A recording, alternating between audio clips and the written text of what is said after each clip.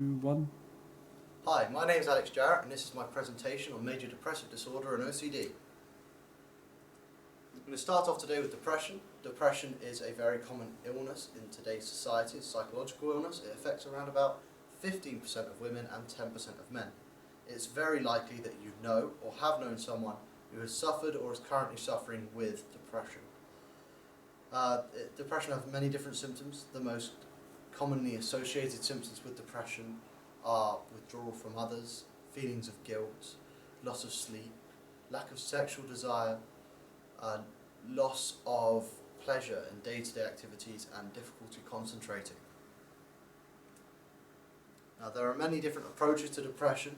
The approaches that I've chosen for this presentation are the psychoanalytical approach, Beck's early cognitive approach, known today as the cognitive approach, the interpersonal approach, and the biological approach. There are many other approaches, such as the behaviourist approach and the hopelessness and helplessness theory.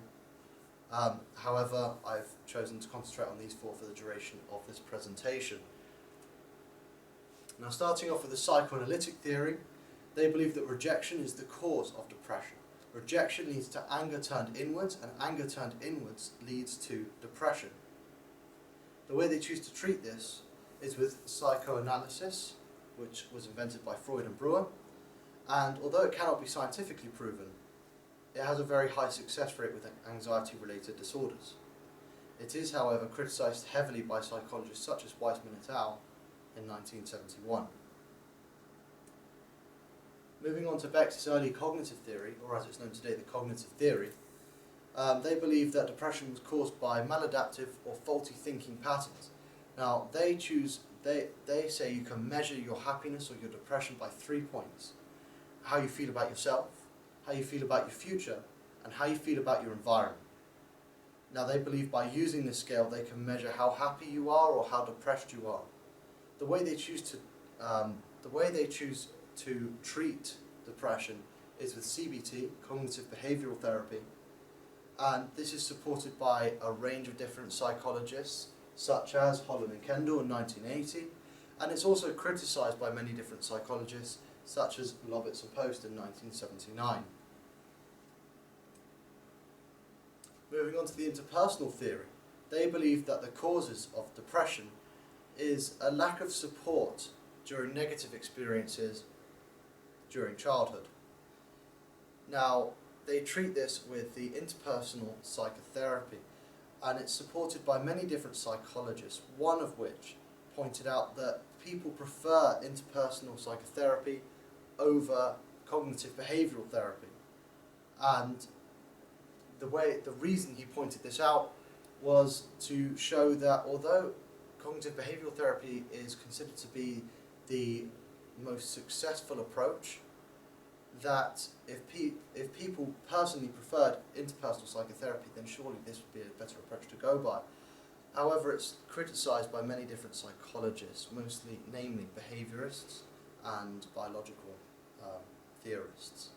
This is because the interpersonal psychotherapy only deals with human relationships and the internal workings of the mind, and it doesn't deal with symptoms or anything physical as such. So moving on to the biological approach, they believe that the cause of depression is purely the imbalance of chemicals in the mind, in the brain. And the way they choose to treat this is with a talking therapy and medication.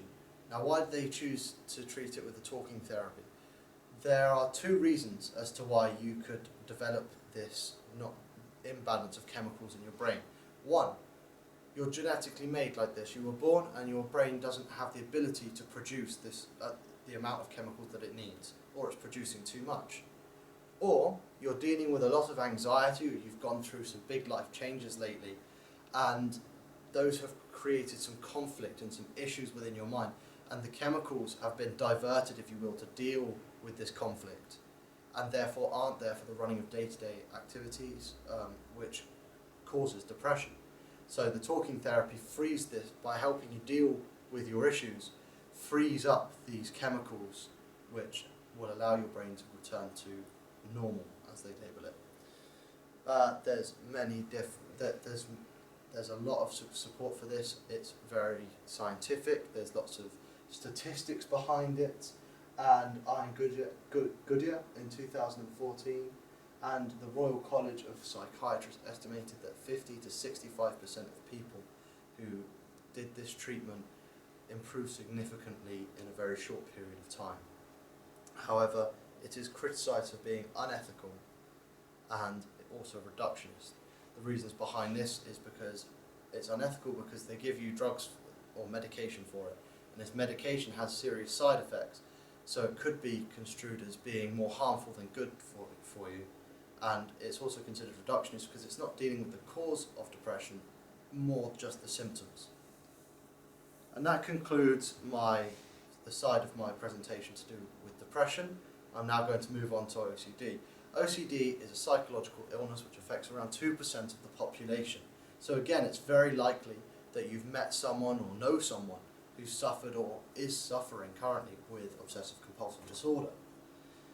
There are many different symptoms of OCD, but again, the most commonly associated symptoms with OCD is anxiety, compulsion, obsession, and temporary relief. Again, there are many different approaches that deal with OCD.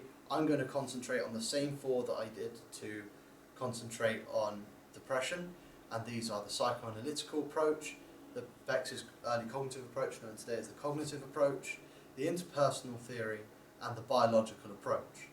Again, there are many others, such as the behaviourist theory or the hopelessness and helplessness theory, but these are the four that I've chosen to concentrate on for the duration of this presentation. We'll start again with the psychoanalytical theory, and psychoanalytical theory believes that the cause of OCD is unresolved conflicts from early childhood. And the way they choose to treat this is with psychoanalysis, again, Freud and Breuer's therapy. And the treatment of OCD via psychoanalysis is supported by a range of different psychologists, namely Finchel in 1945. However, it's also criticised by many different psychologists, such as Eladi in 2009, who pointed out in their paper that there is no scientific evidence to back up that the psychoanalysis actually works in the case of OCD. Moving on to Bex's early cognitive theory, or as it's known today, cognitive theory. They believe that the causes of OCD is a misinterpretation of thoughts. So basically what you've done is you've associated fear with an action or an object, and as a defense mechanism, OCD has come about. The way they choose to treat this is with cognitive behavioural therapy again, and it is reported that 75% of people with OCD who are treated with cognitive behavioural therapy dramatically improve within a very short period of time. These statistics come from the NHS.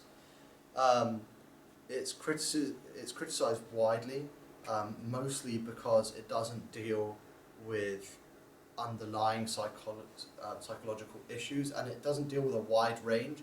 They believe that because OCD is very much a cause within one person, and therefore cognitive behavioural therapy only really concentrates on that person, whereas other psychologists argue that you could develop OCD because of the environment around you and other such reasons, such as your family or other people, and cognitive behavioural therapy doesn't take this into account. Now, the interpersonal approach believes that OCD is caused by early life experiences, basically parental inappropriate response to a child's needs, which as a defense mechanism causes OCD. They treat it with interpersonal psychoanalysis again, and that is supported by a range of different psychologists, namely Paley et al. And many others. However, it's criticised very heavily because it only really concentrates on relationships. Again, it's reductionist really, because it doesn't concentrate on, for example, environment or symptoms, biological symptoms or anything similar to that. It's very much deals with the internal workings of the mind rather than physical symptoms. Moving on to the biological approach. Now, the biological approach to OCD, they've not found a definitive cause for OCD.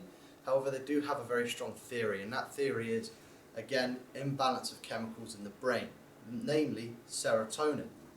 Now, they treat this with behavioural therapy and medication. The reason they do this, medication, again, level out the chemicals in your brain, and behavioural therapy, mostly because they believe that once you've leveled out the chemicals in your brain, then those compulsions are more of a habit, and the behavioural therapy is to help you kick that habit, as it were. Now, there's not a lot of support for the biological approach to OCD because they don't have a definitive answer. However, take into account that OCD is mostly a symptom-related disorder, and if you could point out the biological reasons as to why you're having OCD, you could essentially cure OCD overnight by creating a biological remedy through medication. However, again, it's a heavily criticised approach because it's reductionist. It only deals with the biological symptoms rather than the root cause, and also unethical because the medication can, again, have detrimental side effects, which means that the medication can be considered to do more harm than it does good. Now, comparing both OCD and depression, there are many similarities. For example, both are DSM Axis 1 listed disorders. They're both treated with the same form of therapy by each of the approaches that I've presented today. They are both very common illnesses in today's society, and they're both most likely to start during childhood, less likely to start during adolescence, and even further less likely to start during adulthood. For both of them, the NHS believes that cognitive behavioural therapy is the best way to treat them, and they are often found together. If you have depression, you're likely to develop OCD as a defence mechanism to deal with your depression, and if you have OCD, you're likely to develop depression because of having OCD. Now, despite this, there are many differences as well. For example, despite the fact that they're treated by the same form of therapy by each of the approaches that I've demonstrated today, those therapies do treat both illnesses differently. So they're not treated in the exact same way. And no matter which approach that you look at it from, the root causes are never considered to be the same, although they can be similar. And the core symptoms, both biologically and psychologically, are completely different. And that concludes my presentation. Thank you for listening.